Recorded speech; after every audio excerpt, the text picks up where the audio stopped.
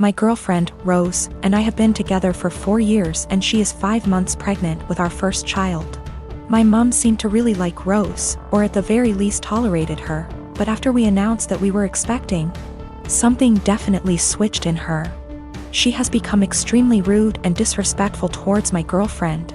She makes passive-aggressive comments at every chance she gets. I've had to take a step back from my mother until she fixes her behavior. Rose had gone to visit her family who lives far out of town. It was a very last-minute trip, and she drove herself to the destination and back. Unfortunately, at around 6 p.m., her car broke down and she was forced to pull over. Fortunately, my brother, Chris, who's great with cars and lives about an hour and 1/2 from where Rose was stranded, was willing to pick her up and sorted everything out. I was out of the country, so I'm grateful that my brother sorted everything out for her. Chris moved back in with my mom about a year ago. Obviously, the situation wasn't the best, especially considering the tension between Rose and my mom that exists for no particular reason. But I hoped my mom could put her pettiness aside for at least a night. It was too late for Chris to drive Rose back home, so my brother told her that he would drive her back tomorrow morning. An arrangement that my mom seems to not like, but one that she managed to keep her mouth shut about, my girlfriend tells me. Rose helps prepare dinner, wash up, and actually engage in a decent conversation with my mom for the first time in ages. However, they mostly avoid each other. Chris goes to bed earlier, leaving my mom and Rose. My mom lives in a 2-bedroom apartment, and since both bedrooms were taken, Rose assumed that she would be sleeping on the couch. She apparently assumed wrong. My mom gives Rose the thinnest blanket ever and basically screams at her, telling her that she has to sleep on the floor to not ruin her couch. She tells Rose to make do with the pillows on the couch and the blanket that provides zero warmth. Rose thought about protesting, but ultimately decided against it.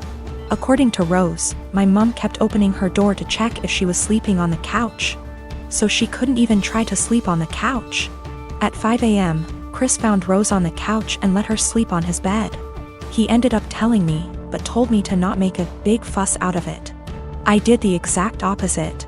I called my mom, very angry, and told her that she was disrespecting her so badly. She tried to defend herself by saying that she didn't harm the baby, and it's okay for pregnant women to sleep on the floor. But I refused to hear any of it. Chris agrees with me, but told me that I shouldn't make it a fight. I feel like I'm losing my mind. I am a 28-year-old female was named after a really obscure character from Greek mythology. My preferred nickname is taken from the end of my name. I always introduce myself with my name, but you can call me nickname.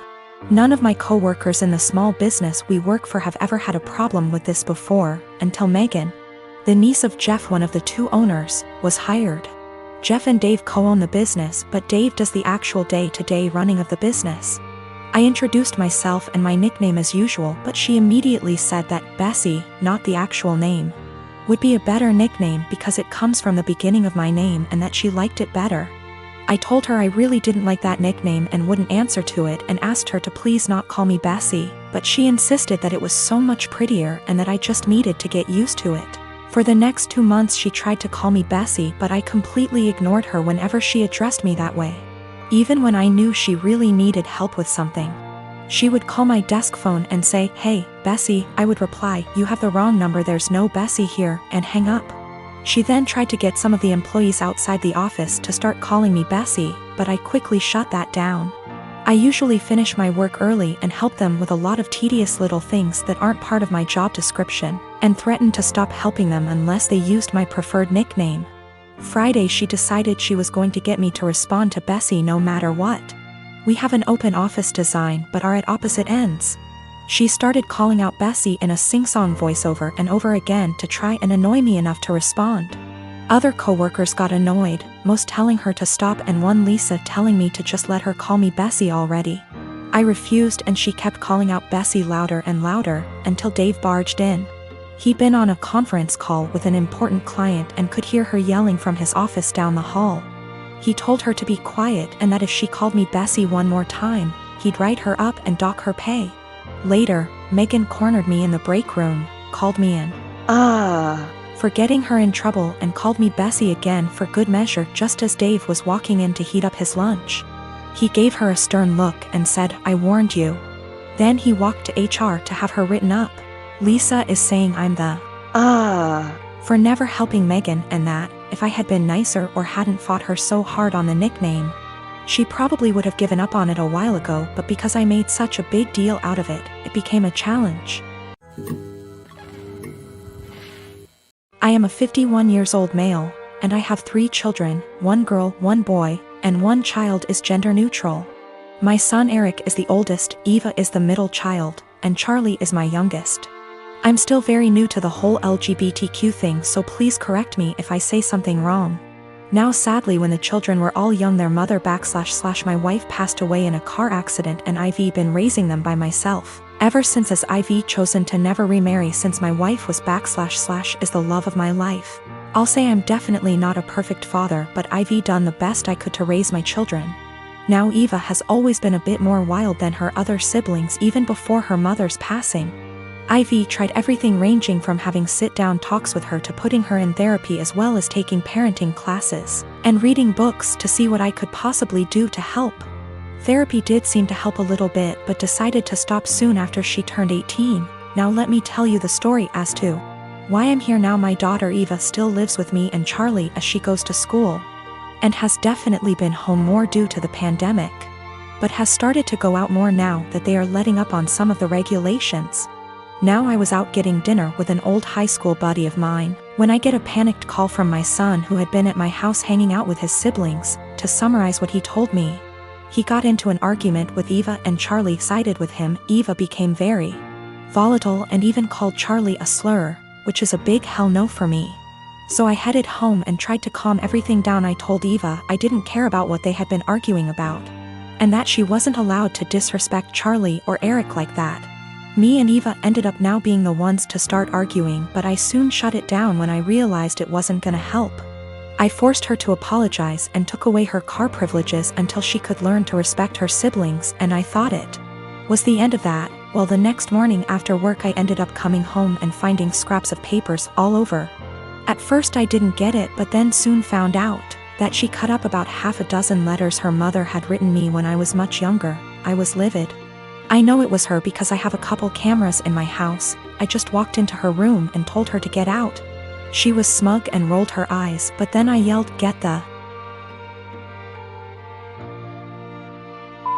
out of my house," and she realized I was serious. She was crying and screaming, but I had felt sorta numb at that point, and she left with a friend of hers. But now I feel like I was being too harsh, but I wanna stand my ground. She did know about the cameras, but they're really just there for my dog. I have a large family, mostly aunts and female cousins aside from mom, stepmom, stepsister and grandmother. I don't know how to say this, but all those women I mentioned above are into teasing and joking. They've formed a unit, which I admit is kind of toxic, and they tease and roast every new woman that enters the family by marriage by setting up tests to see if they deserve to be part of the family, or roast their looks and styles to the point of breaking confidence and self-esteem down. Then after a few months of teasing they'd announce that they've finally welcomed them into the family. The newest member would join in on the teasing too, which is crazy, as my dad says. When I first introduced my then girlfriend, now wife, I made it clear that I didn't want any of the women in the unit to come at her or harass her, not even with a single word. They went behind my back and roasted her looks and job, and I discovered they've been doing it on Facebook. I had them apologize one by one after they gave the "we're just testing the water to see if she's capable to be part of the family" excuse. They didn't want to apologize, but once I said I wouldn't invite any of the unit unless they apologize, including my mom, everyone immediately apologized and brought gifts for my wife. My wedding was 2 weeks ago. There was talk about the women in the family wanting to pull a prank on my wife by wearing white and called it the ultimate test to see how my wife react. My brother warned me, so I announced that if any one of them showed up in white I'd have them kicked out, including mom. They said this wasn't true and they'd never do such thing. But they showed up to my wedding one by one wearing white dresses, and each and every one of them was told to leave after they tried giving excuses by either making scenes or getting the men involved. The senior women of the unit who are mom and aunts also showed up in white but refused to leave. I threatened to take harsher action and mom was pissed, telling me to step aside, but I didn't let her in. I had her leave while the men in the family were watching stunned. Dad was on my side and supported me a lot. I felt absolutely awful because my wedding was being interrupted by them making scenes. My wife was hurt beyond measure, but the women in the family were pissed. My cousin blasted me on social media later, saying I excluded all the women from the wedding because my wife was so insecure she couldn't handle another woman's presence at her wedding. I had an argument with them and mom berated me, saying it was supposed to be a prank, but I said they were taking it too far. Mom said I took it too far by kicking them out because they were trying to get reaction from my wife to see if she was one of those Bridezillas and were going to change soon as prank was over, but I ruined my own and entire wedding by reacting so aggressively. I stopped talking after she said I had to bring my wife and apologize. I haven't seen the lot of them in 2 weeks and they've excluded me from everything. I just want to explain that, this has been happening for years. The men in the family are split on this behavior. Some of them encourage it, like my uncle and my cousin's husbands. One is now an ex, and some are against it like me and my dad and brother. The women claim that there's nothing hurtful in what they do because they claim they're just looking out for us men and that their goal, ultimately, is to make sure the women who enter the family are decent. My dad always ends up arguing with my mom and grandmother since they're the ones who started this whole thing with their behavior and attitude towards other women.